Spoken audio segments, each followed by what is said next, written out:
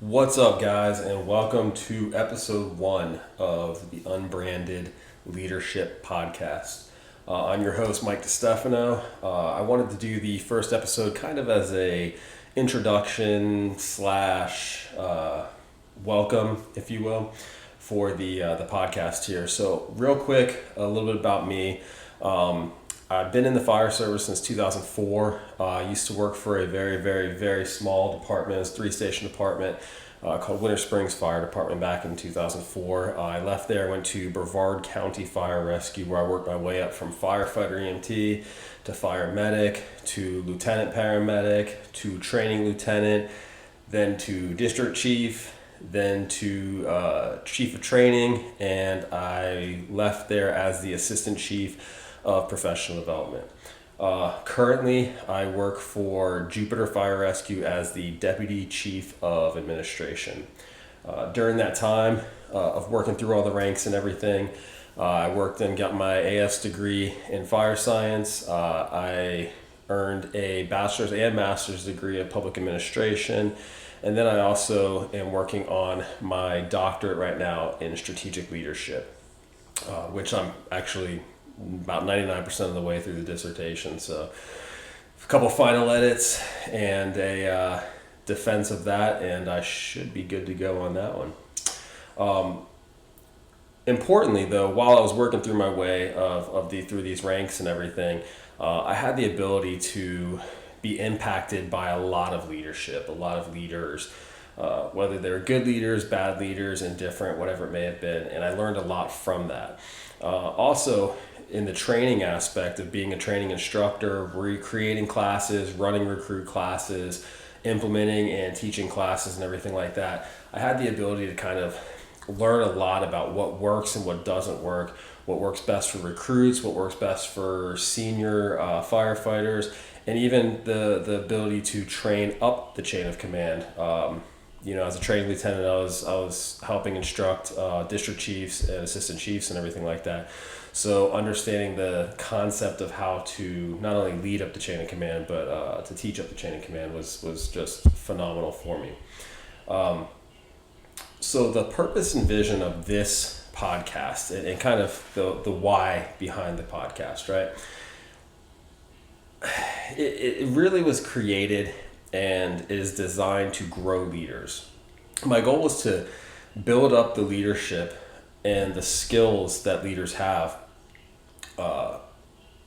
as they lead others, whether that be in the fire service, the business realm, any industry, whether it's nonprofit, for profit, it doesn't matter. Leadership is essential in getting things done and being most efficient, as well as building a workforce and a team that's happy, that has high job satisfaction. So that's kind of what I want to do here is build up a podcast of just information, knowledge, experience from myself, from the books that I've read, from the studies that I've done, as well as from guests that come on here that also are leaders and are able to tell us what works and what doesn't work. I think that, a lot of leadership is kind of trial and error, and when you look at leadership in general, it's theory, it's theoretical. There is no law, there's no way of saying if you do X, Y will occur. So kind of having that ability to have people to reach out and provide their experiences gives us a better idea of specifically what works and what doesn't work. And then you can pick and choose what you want and implement that in your own leadership style and your own organization. The one thing that I want to do is I also want to be able to give people a voice. I want to give leaders a voice to be able to tell not only what works and what doesn't work, but really why they're doing certain things, and allowing them to have that voice to express and to mentor and to guide and to coach other people that are underneath them as they come up through the leadership ranks. So, question that I get asked a lot. What does unbranded leadership mean? What does the name mean? Why did we come up with it? What's the purpose of it? So when we're looking at leadership, And primarily I'm using my research paper as an example. I ended up interviewing 38 firefighters. Well, I'm sorry, 21 firefighters and 17 lieutenants from an organization. And that gave me a lot of information. And the whole process, the whole paper was about the motivations of firefighters and how leadership can impact those motivations and the challenges that are found in motivating those firefighters. And then ultimately leading into job satisfaction, how that impacts turnover intent. But when I was doing my interviews with the lieutenants and the firefighters, something came to me, a trend kind of occurred here and a theme. And that trend was that they all kind of desired flexible leadership. And not only they desire flexible leadership, but a lot of the leaders describe themselves as flexible leaders. So when we look at unbranded leadership, it is a leadership that's not bound to one specific style. So in the fire service in particular, it is very, very, very important to have an unbranded leadership approach. So what's working great at the firehouse, I'm sitting there and I'm at the fire station. We're working on molding and growing these young firefighters into successful and safe and efficient young men and women in order to perform their jobs. Well, part of that's empowering, part of that's, knowledge, training, skills, giving them enough leeway to go out there and make a mistake and learn from that mistake and become better.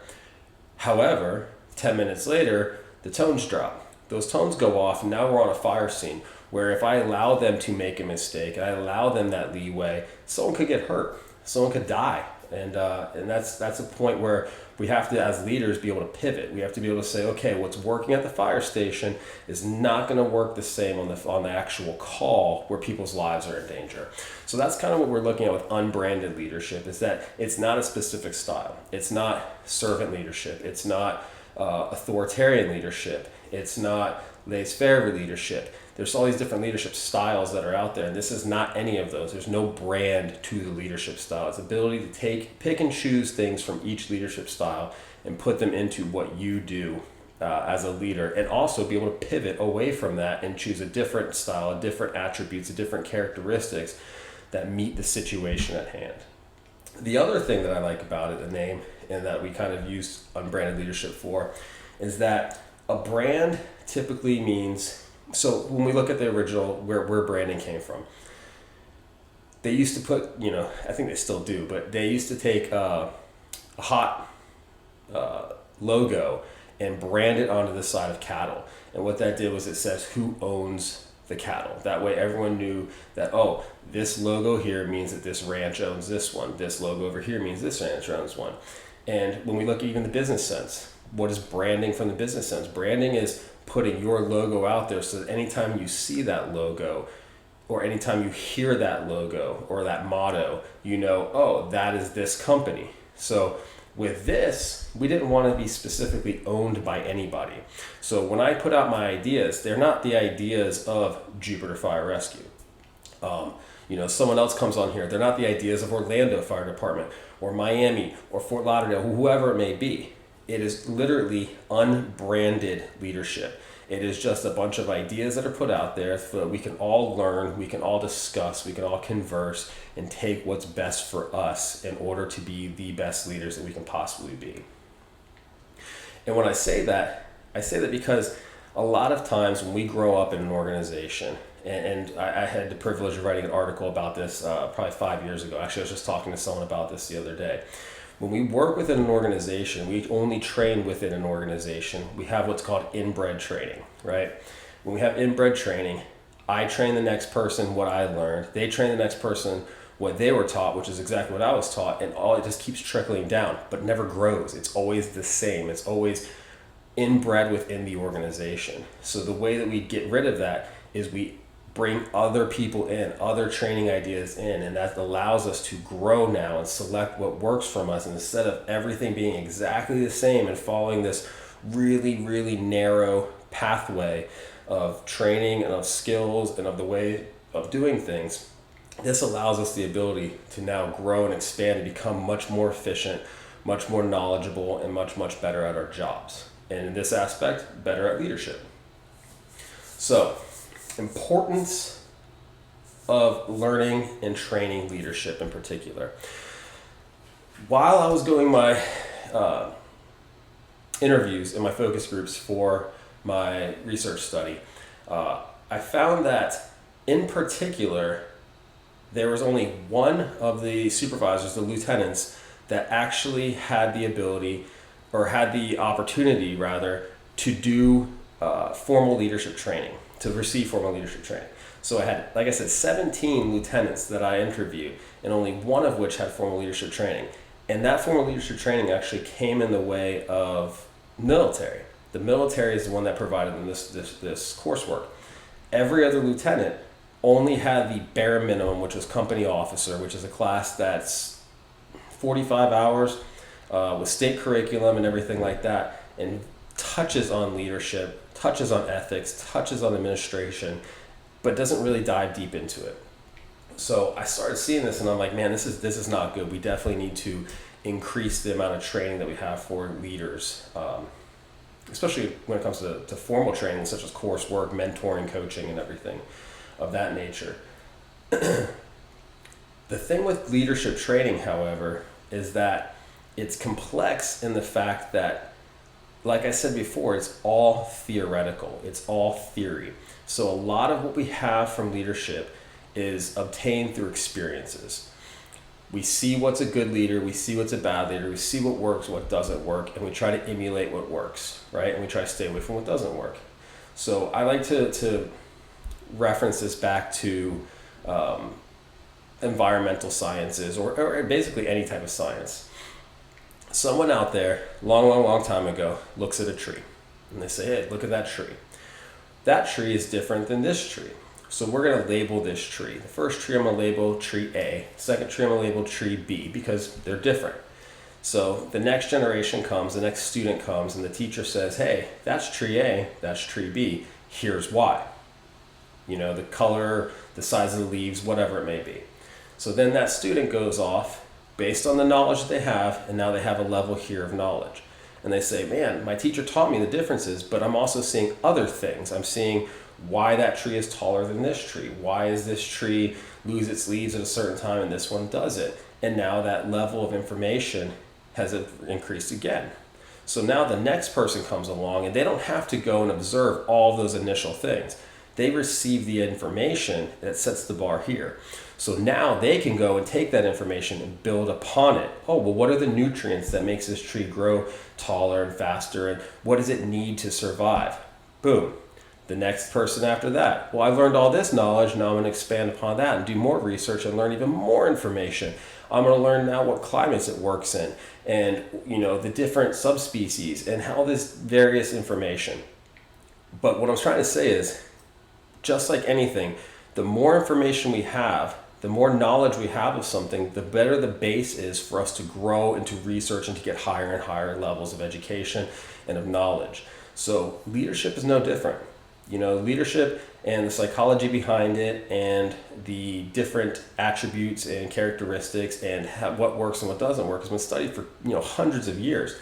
What we can do now is we can take all of that information that we've obtained, which is a level here, and we can start applying it and implementing it and researching it toward the fire service specifically, and take that leadership information and that knowledge and begin increasing it. That way I can pass that along to the next person, and that next person can take their level higher and higher and higher. And that's how we progress not only the fire service, but the ability to lead others in general. And I think that's the biggest aspect of it, is through the discovery of where we're at, and that there's almost a gap between the knowledge and the application of leadership and where it should be. We know we have a massive amount of information here, but for some reason our guys are only trained up to this level here. They only know this level. So when they're applying that information, they're trying to bridge a gap that's already been completed. That gap's already been filled in. They just need to be trained on it, and they need to be educated on it in order to fill in that gap and then take it to the next level and grow and progress. So going back to this podcast here, that's the real purpose behind it, is to build upon the knowledge that's already there through my experiences, through others' experiences, guests that we have on here, and really progress the fire service forward and progress leadership forward. And like I said, this is not just for the fire service. Granted, yes, most of the information that we have and most of the experience that we have were formulated in the firehouse, but that doesn't mean they need to stay in the firehouse. A lot of what we know and we learn from the firehouse can be applied to businesses, applied to the free market. Just like we look at military leaders. Military leaders are taking the information that they've learned. The one guy that did have leadership training, he got it from the military and he's able to apply it now in the fire station. So we have the ability to take from other different industries and combine them in to see what works and what doesn't work. How is the best way to lead our crews? So that's the basic premise behind Unbranded Leadership podcast. As we move forward, we'll be doing a lot of monologues type of podcasts and episodes where I discuss various different things from books, from research and everything else, as well as a lot of guests coming in here and letting them share their experiences and what their thoughts are and how we can make things better and improve leadership in the fire service. So for today, since this is just our welcome intro podcast, we're cutting it a little early. However, I would love for you to go on the website, go to unbrandedleadership.com. There is a contact us button. Please feel free to reach out to us. Give us some ideas. If you have anybody that you think would make an amazing guest on our podcast, let me know and I'll do my best to try to reach out to them and get them on here. Otherwise, give me some of your stories. Give me some of your experiences with leadership, what worked and what didn't work, so that we can take that education, that information, and build upon it. Again, if you find value in this, please subscribe to the podcast and listen in. If you don't find any value in this, you're not going to hurt my feelings. No hard feelings, no harm, no foul. There's no need for you to continue listening just to try to make anybody feel better. So thank you, and we'll see you next time.